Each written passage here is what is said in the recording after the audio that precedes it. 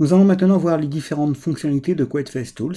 Je vais commencer par vous montrer cette option-ci, la dernière, ici, cette petite icône, qui me permet de colorer les quads, les n-gons et également les triangles avec une couleur différente. Alors pour être clair, on va simplement dessiner un, alors rectangle et non pas rectangle orienté. Je dessine ici un quad, 4 points, rappelez-vous la leçon précédente, la vidéo précédente. Je vais maintenant prendre l'outil polygone, je clique, je reclique, je viens simplement sélectionner les contours, je vais mettre 3 segments pour créer un triangle, je reprends mon outil et je vais créer un n-gon avec 5 segments ici par exemple. Alors vous n'aurez pu le laisser à 6, mais c'est vraiment pour qu'il ait une forme avec 5 segments. Lorsque j'active cet outil, vous voyez le résultat, il me colore la géométrie en fonction de ce que celle-ci représente. Par exemple ici on a un quad, les quads seront toujours verts, ici nous avons le triangle, et ici nous avons le rouge. Alors j'espère que vous voyez bien, je n'ai pas choisi les couleurs, ce sont les couleurs d'origine, pardonnez-moi si c'est un petit peu sombre. Cela est bien pratique lorsqu'on a un modèle à rectifier pour savoir quels sont nos quads, nos triangles ou nos n-gons. Je vais essayer de schématiser tout ça en créant ici un petit carré comme ceci. Je vais désactiver ça et recommencer. Je vais simplement créer un premier carré, que je vais copier après l'avoir intégralement sélectionné comme ceci. Hop. Là, je vais faire un X2 comme cela et puis je vais sélectionner l'intégralité et en refaire une copie en ce sens et taper cette fois-ci X3. Voilà. Nous avons donc ici une petite grille qui est parfaite pour notre démonstration. J'appuie sur L, je prends l'outil ligne, je viens traverser le premier quad et ici je vais appliquer une cassure. Une cassure et donc créer un triangle. Voilà, j'ai appliqué ma cassure, je descends jusqu'en bas. Ici je vais par exemple pouvoir créer 2 lignes. On va les faire ici pour que ce soit plus propre. 2 lignes comme ceci afin de créer 3 quads. Maintenant, voyons un petit peu ce que ça donne lorsque je colorise le tout. J'appuie et vous voyez, nous avons une problématique assez forte. Ici, nous avons maintenant un n-gon. Alors pourquoi un n-gon alors que c'est une figure rectangulaire? Cela s'explique assez facilement, je zoome un petit peu pour que vous voyez. Nous avons ici cassé les lignes, ce qui fait qu'au lieu d'avoir nos points 1, 2, 3 et 4, nous avons maintenant 5 et 6 points. Il en sera de même pour celui-là. Et ce dernier est cassé ici par un triangle, ce qui fait que ça lui rajoute un point. 1, 2, 3, 4, 5 points. Nous avons donc un n-gon.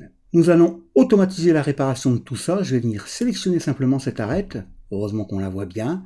Et je vais pouvoir cliquer sur ce petit icône ici. Alors je suis très mauvais en prononciation anglaise, donc je ne vais pas vous les lire, je vais simplement vous les indiquer. Donc je clique et vous voyez, j'ai effectué une réparation automatique et j'ai maintenant 3 quads à l'intérieur de mon premier quad. Rappelez-vous, c'était un rectangle comme celui-ci. On a bien 4 côtés, 1, 2, 3, 4. On aura la même chose pour les autres. Ici, c'est un petit peu plus délicat. Je vais sélectionner une arête comme ceci. Puis j'appuie sur CTRL pour sélectionner une seconde arête et non pas une face. Alors il faut que je la trouve, voilà, je suis un petit peu loin. J'appuie sur CTRL-SHIFT pour désactiver la face ici.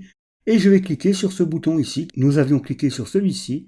Cliquons maintenant sur celui-là. Et vous voyez qu'il m'a recréé des quads. J'ai maintenant une surface intégralement composée de quads. Lorsque vous modélisez, je l'ai déjà dit dans la vidéo précédente, il est important d'avoir le maximum de quads. Et cet outil est donc indispensable pour créer des quads comme nous venons de le faire. Voyons maintenant l'outil Select. Pour parler de celui-ci, je suis simplement venu dessiner une sphère, tout ce qu'il y a de plus basique, et je clique une fois dessus. Qu'est-ce qu'on remarque? Toutes les arêtes cachées apparaissent, et l'on constate également que tout ce qui est triangle n'est pas affiché. Nous n'avons que les quads affichés. En effet, j'appuie sur Espace pour désactiver l'outil. Je clique sur Affichage, Géométrie cachée, et vous voyez ici en pointillé, m'indiquant que les arêtes sont cachées. Je vois également les triangles et bien sûr les surfaces quads. Il aurait été de même si j'avais eu quelques n-gon qui traînaient par ici. Je les aurais vus. Cela assimilé, je vais cliquer sur Affichage, Géométrie cachée. J'ai donc ma boule qui est redevenue dans sa couleur d'origine. Alors elle aurait pu être texturée, ça revient exactement au même. Je reclique, Select, et je peux maintenant utiliser cet outil comme l'outil de sélection classique. Je peux sélectionner une arête. J'appuie sur CTRL pour en sélectionner une seconde, SHIFT pour ajouter ou supprimer les arêtes, ou les faces d'ailleurs, et CTRL-SHIFT pour supprimer une arête. Voilà, rien de plus à dire sur cet outil qui est utile pour travailler tout ce qui est quad. Ici nous avons un autre outil de sélection, je vais sélectionner une face, alors j'aurais pu le faire avec une arête, cela fonctionne pareil. Je clique, et ça parle tout seul, vous voyez que ça me sélectionne les quads. Si je veux aller plus haut, remarquez que ça me sélectionne également les triangles. Donc ça aurait sélectionné de la même façon les éventuels n-gon. Celui d'à côté me permet simplement de réduire la sélection, comme ceci. Donc c'est à vous de voir un petit peu sur quoi vous voulez travailler. C'est très pratique par exemple quand on fait de la sculpture. Pour sélectionner les zones très précises, on sélectionne un premier polygone et on augmente la quantité de polygones à sélectionner et on peut bien entendu venir la réduire. Sachez que je peux également de la même façon sélectionner les arêtes et vous voyez, il court après les arêtes. Il me les sélectionne correctement.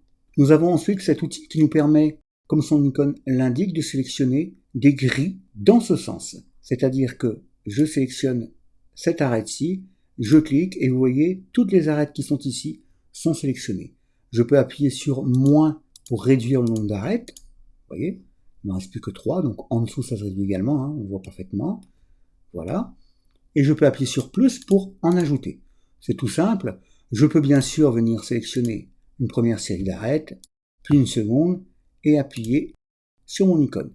Cela a pour effet de me sélectionner 2 séries d'arêtes en même temps. Toujours pareil, je peux appuyer sur moins, et cela fonctionne également. Sur plus, cela fonctionne. On peut bien sûr venir sélectionner face plus arête. Je ne vous en fais pas la démonstration, ça viendrait long. Dans l'autre sens, si je veux sélectionner une boucle ici, et je vais sélectionner juste un seul segment, et cliquer ici. Je sélectionne maintenant intégralement une boucle. Je vais pouvoir appuyer sur CTRL pour en ajouter une deuxième, comme ceci, et je sélectionne, j'en ai une deuxième.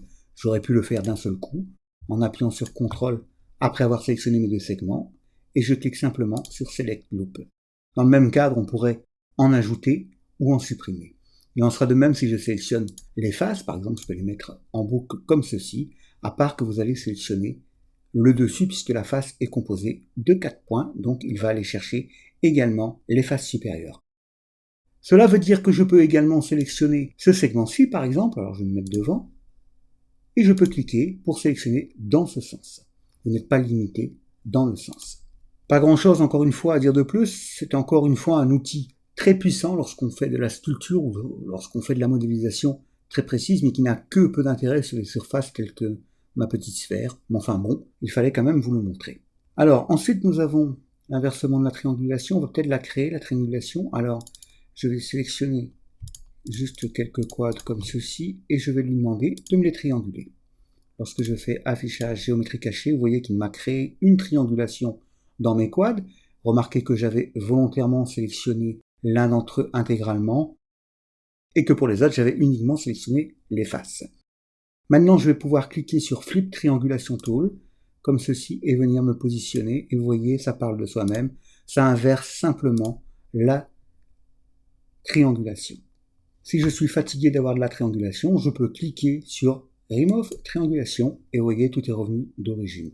Alors, de temps en temps, vous verrez, sur 2017, il me fait ceci, il nous crée des petites erreurs. Alors, dans ces cas-là, vous vous embêtez pas, vous fermez la fenêtre. Si elle réapparaît instantanément, vous cliquez simplement dans le vide et vous appuyez sur la barre espace comme ceci. Je vais enlever la géométrie cachée. Voilà, on me retrouve avec mon modèle d'origine. Et là, vous n'êtes pas obligé de relancer l'outil. Alors, ces 2 icônes, nous les avons vues au début de ce tutoriel. Ici, nous allons y revenir dans le tutoriel suivant. Je vais donc créer une autre vidéo pour ce tutoriel afin qu'il ne soit pas trop long et fastidieux. A tout de suite pour la suite.